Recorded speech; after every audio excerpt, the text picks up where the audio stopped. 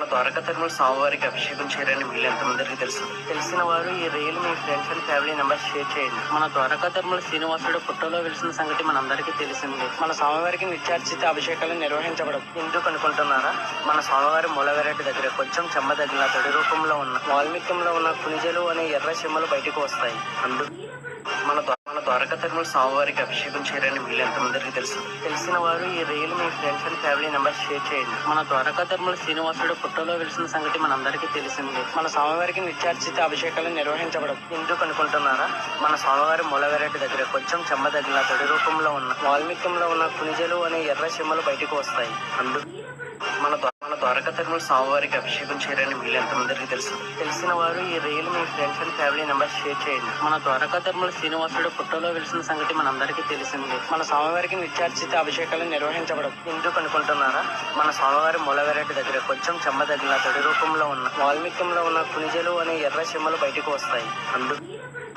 మన ద్వారకా తిరుమల స్వామివారికి అభిషేకం చేయాలని వీళ్ళు ఎంతమందికి తెలుసు? తెలిసిన వారు ఈ reel me friends and family members share చేయండి. మన ద్వారకా తిరుమల శ్రీనివాసుడు పుట్టలో వెలిసిన సంగతి మనందరికీ తెలిసింది. మన స్వామివారికి నిత్యార్చిత అభిషేకాలు నిర్వహించబడవు. ఎందుకు అనుకుంటున్నారా?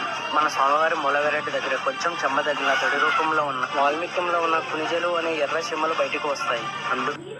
మన ద్వారకా తిరుమల స్వామివారికి అభిషేకం చేయాలని వీళ్ళు ఎంతమందికి తెలుసు? తెలిసిన వారు ఈ reel me friends and family members share చేయండి. మన ద్వారకా తిరుమల శ్రీనివాసుడు పుట్టలో వెలిసిన సంగతి మనందరికీ తెలిసింది. మన స్వామివారికి నిత్యార్చిత అభిషేకాలు నిర్వహించబడవు. ఎందుకు అనుకుంటున్నారా? మన స్వామివారి మూలవేరేటి దగ్గర కొంచెం చెమ్మ తగిలిన తడి రూపంలో ఉన్న వాల్మీకంలో ఉన్న కునిజలు అనే ఎర్ర చెమ్మలు బయటకు వస్తాయి.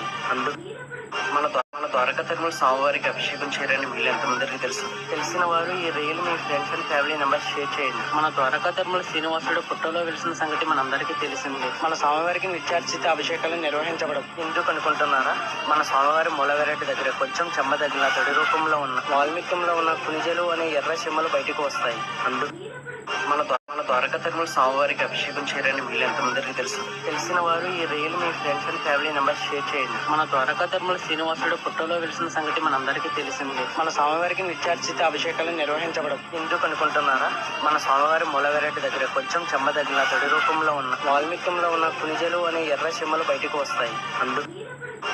మన ద్వారకా తిరుమల స్వామివారికి అభిషేకం చేయాలని వీళ్ళు ఎంతమందికి తెలుసు? తెలిసిన వారు ఈ reel me friends and family members share చేయండి. మన ద్వారకా తిరుమల శ్రీనివాసుడు పుట్టలో వెలిసిన సంగతి మనందరికీ తెలిసింది. మన స్వామివారికి నిత్యార్చిత అభిషేకాలు నిర్వహించబడవు. ఎందుకు అనుకుంటున్నారా? మన స్వామివారి మూలవేరేటి దగ్గర కొంచెం చెమ్మ తగిలిన తడి రూపంలో ఉన్న వాల్మీకంలో ఉన్న కునిజలు అనే ఎర్ర చెమ్మలు బయటకు వస్తాయి.